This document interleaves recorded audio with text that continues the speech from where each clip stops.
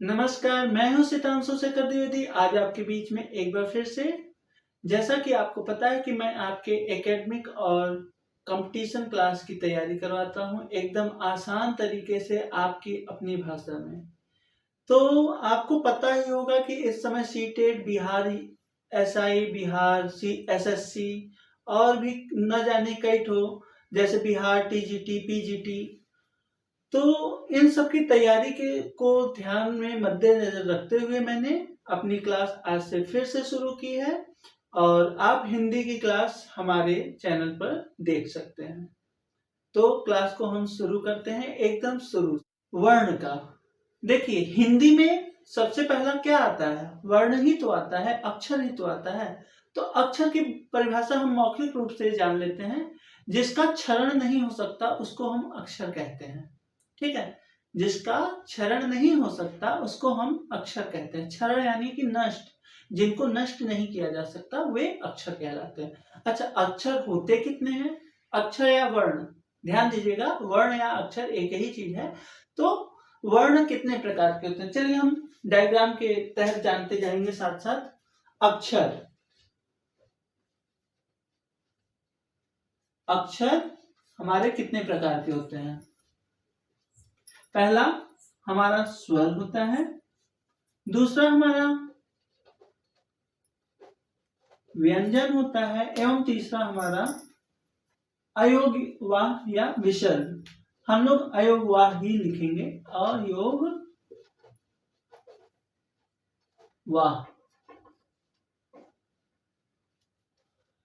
सबसे पहले आता है हमारा स्वर। स्वर क्या होता है?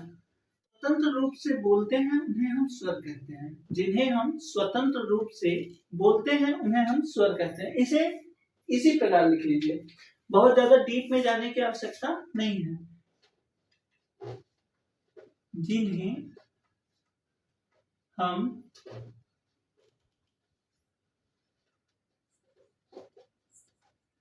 स्वतंत्र रूप से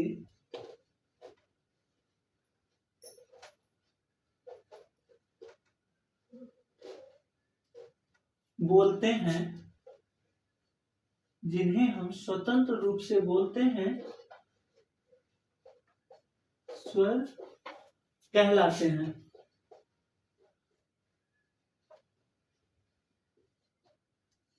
कहलाते हैं। अथवा करके भी जान लीजिए, अथवा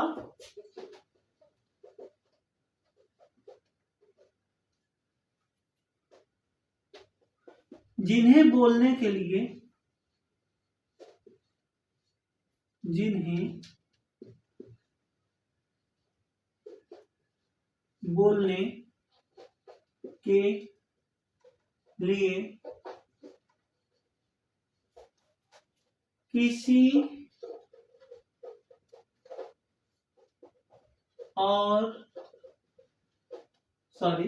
किसी अन्य वर्ण की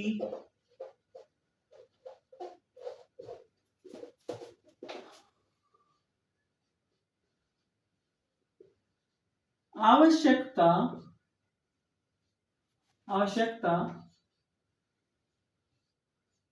नहीं होती,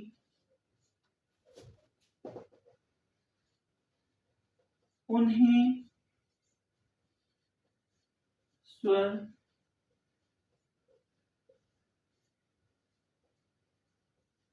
कहते हैं। इसको थोड़ा सा समझ लीजिए। देखिए यहाँ क्या लिखा है, जिन्हें हम स्वतंत्र रूप से बोलते हैं उन्हें हम स्वर कहते हैं। फिर दूसरा वही चीज को थोड़ा सा और डिटेल में बताया है कि जिन्हें बोलने के लिए किसी अन्य वर्ण की आवश्यकता नहीं होती उन्हें हम स्वर कहते हैं। इसका मतलब क्या है? जैसे अ, आ, ई, इसे बोलने के लिए ये स्वतंत्र रूप से बोले जा रहे हैं। इसे बोलने के लिए किसी और की आवश्यकता हो ही नहीं रही है, इसलिए ये स्वर हैं। ये स्वतंत्र रूप से बोले जाते हैं। एक शॉर्ट फॉर्म में एकदम लिख लीजिए ताकि आपके मन में हमेशा याद रहे। बॉक्स में करके लिख लीजिएगा, स्वतंत्र रूप से बोले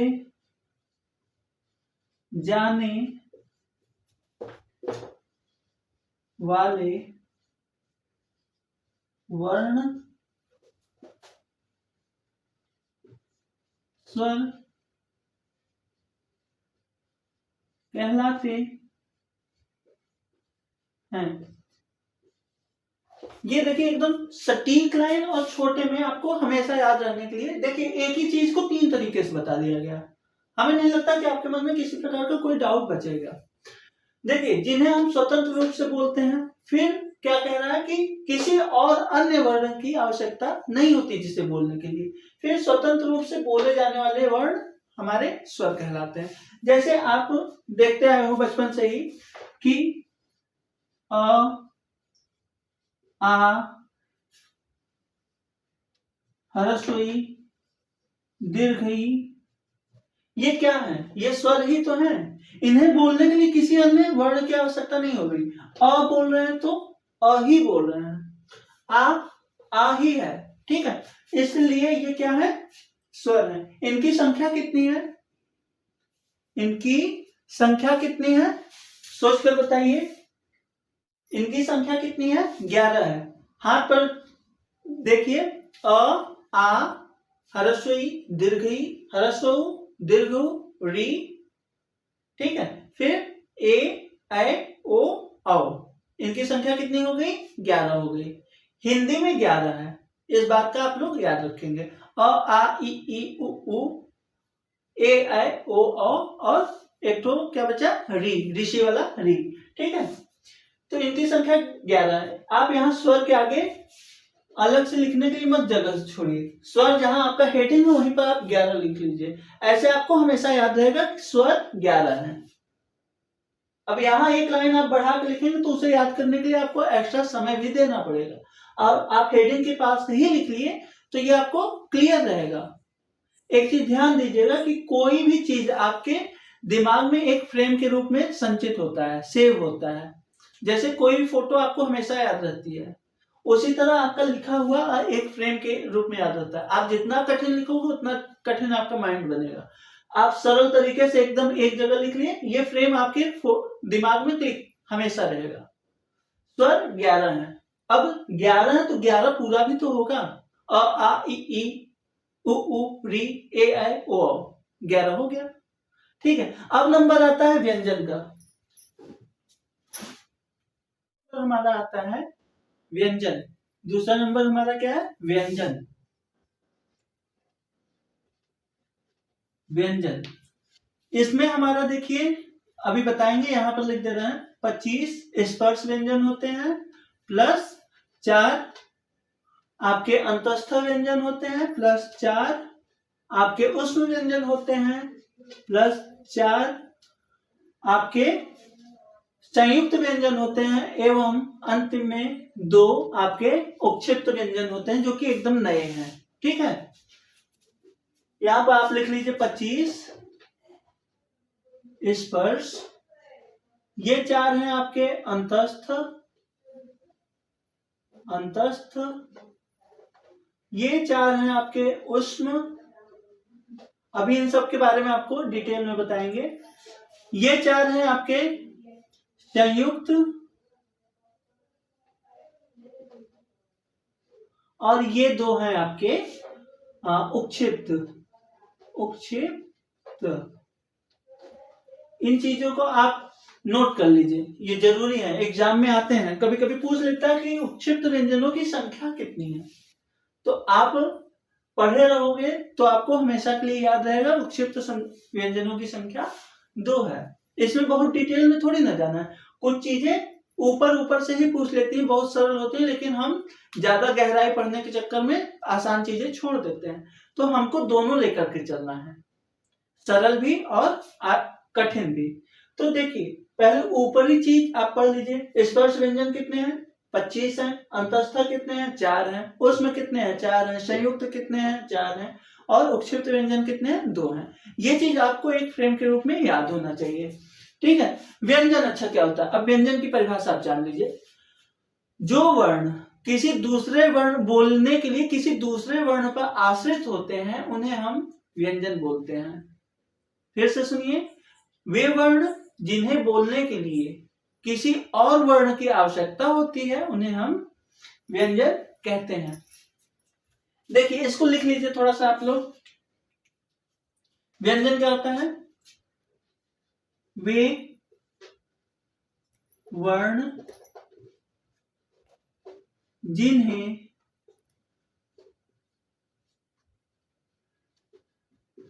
बोलने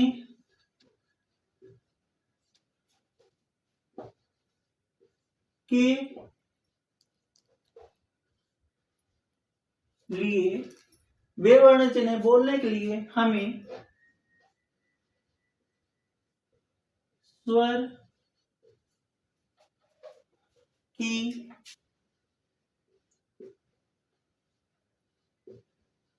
आवश्यकता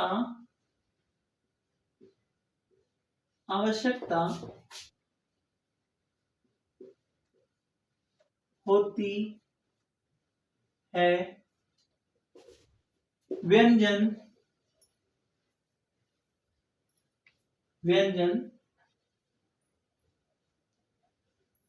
कहलाते हैं। दूसरा तरीका इसका जान लीजिए, क्या है? वे वर्ण जिन्हें हम स्वर के बिना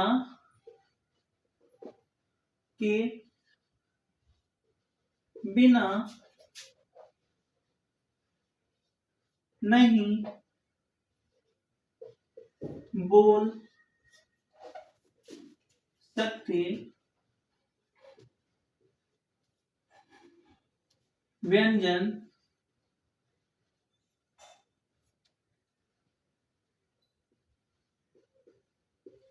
कहलाते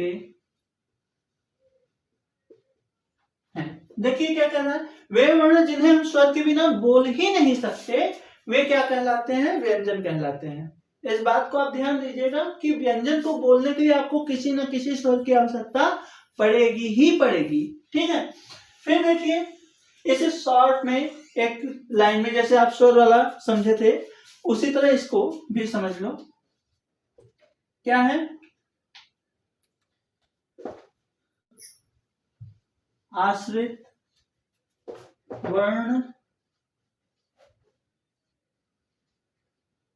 व्यंजन होते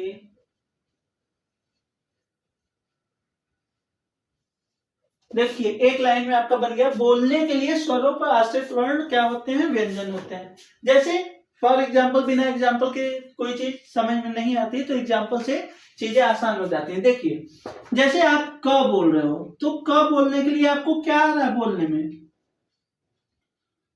क प्लस अ। का बोल रहे हो तो क्या आ रहा है? यानी कि आपका हर जगह आपका स्वर आएगा ही आएगा। इस बात को आप हमेशा अपने दिमाग में रखिएगा। ठीक है, की बोल रहे हो, कु बोल रहे हो तो वो देखिए आपका स्वर आ ही जाएगा बोलने में, यानी कि ये आश्रित वर्ण है।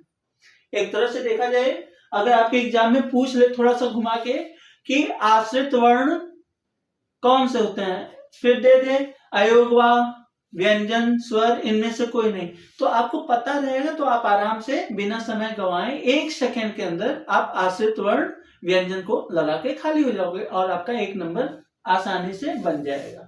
आप हर छोटी छोटी चीजों को ये मत सोचिएगा कि अलग से आपको कुछ कराया जाएगा, लेकिन आप पहले से प्रिपेयर तो रहिए उसके लिए। 1-1 नंबर का क्वेश्चन आना है, हर क्वेश्चन ऑप्शनल है, ऑप्शनल के हिसाब से अपने आप को तैयार करते रहिए। आपसे यही मेरी गुजारिश है। आप ये मत सोचिए कि एग्जाम जब आएगा मेरे सिर पर आ जाएगा, 10 दिन बचेगा तो हम प्रैक्टिस सेट करेंगे। प्रैक्टिस सेट आपको कराया जाएगा, लेकिन उसके पहले आप अपने आप को प्रिपेयर तो करते रहिए। हर लाइन आपके लिए ऑप्शनल है। ये मत सोचिए कि ये क्या है, नहीं, ये देखिए यहाँ जो आपको शॉर्ट में लिखाया जाता है ये भी आपका 1 नंबर बनवा सकता है कभी कभी। क्वेश्चन में अगर आ गया आश्रित वर्ण कौन से हैं तो आपको पता ही नहीं है। हम तो अभी तक हमेशा यही न पढ़े, वे वर्ण जिन्हें हम स्वर के बिना नहीं बोल सकते वे व्यंजन कहलाते हैं। अब परिभाषा न लिख के दे दे कि आश्रित वर्ण कौन से हैं तो आप कैसे करोगे? तो आप 1 नंबर आसानी से गंवा के आ जाओगे।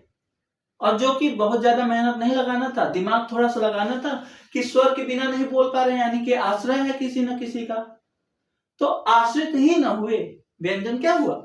आश्रित ही हुआ स्वर का। तो आश्रित वर्ण कौन है? व्यंजन है। व्यंजन पर आप टिक कर दिए, ठीक है। तो इसे आप लिख लीजिए। फिर तीसरा नंबर हमारा आता है, तीसरा नंबर हमारा अयोगवाह आता। अभी ये भी बताएंगे अयोगवाह क्यों कहा जाता है।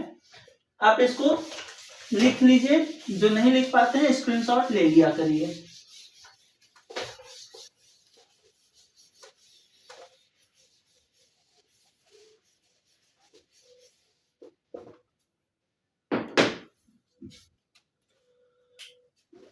तीसरा है हमारा अयोग वाह। अयोग वाह इसका नाम क्यों पड़ा पहले ये बता देते हैं। हिंदी या संस्कृत, हिंदी जो है वो संस्कृत से आया हुआ है और संस्कृत का जो वर्णमाला है वो ऐसा माना जाता है कि पाणिनि जब शंकर भगवान की पूजा कर रहे थे तो शंकर भगवान ने डमरू बजा के 14 सूत्रों का निर्माण किया था, या यूं कह लें कि पाणिनि ने 14 सूत्रों का खोज किया था, ठीक है। तो उस समय आयुर्वेदिक एवं छायावर कर करके 14 सूत्र निकले थे, ठीक है। तो उसमें ये जो है उनका कोई योग नहीं है, अयोग है, ठीक है। लेकिन इनका यूज हम करते हैं, उपयोग हम करते हैं। वाह मतलब होता है वहन करना, यानी कि साथ साथ साथ देना, और अयोग मतलब जिसका कोई योग नहीं है। अयोग करके अगर वाह ना रहता तो आप पूछोगे ना कि वाह मतलब क्या, अयोग का तो बता दिए, वाह मतलब क्या होता है। लेकिन देखिए वर्णमाला में साथ साथ ये अपना काम करते हैं, ऐसा नहीं है कि हमारा नहीं काम है तो हम नहीं रहेंगे आपके साथ, ऐसा थोड़ी नहीं। ये देखिए अयोग वाह होते हुए भी साथ दे रहे हैं, अयोग होते हुए भी साथ दे रहे हैं, इसलिए इनका नाम क्या है? अयोग वाह। इनकी संख्या 2 है, अनुस्वार और विसर्ग। अनुस्वार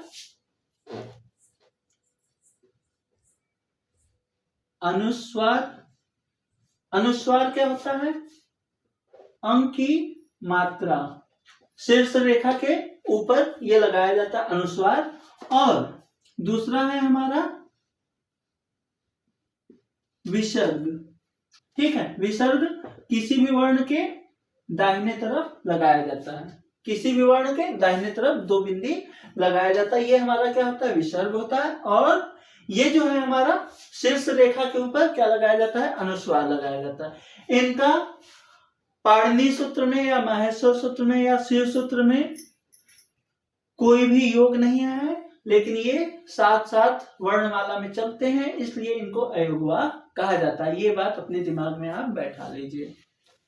आज की क्लास हम यहीं पर रोकेंगे, क्योंकि क्लास ज्यादा बड़े हो जाने पर हमारा मन नहीं लगता, इधर उधर भटकने लगता है। इस बात को ध्यान देते हुए हम अपनी क्लास को यहीं पर विराम देंगे। बस ध्यान देने वाली बात इतनी है कि अगर क्लास थोड़ी सी भी अच्छी लगे तो अपने मित्रों को शेयर कीजिए, लाइक कीजिए, और जो बातें ना समझ में आए तो कमेंट कीजिए। आपका तुरंत निदान किया जाएगा। धन्यवाद।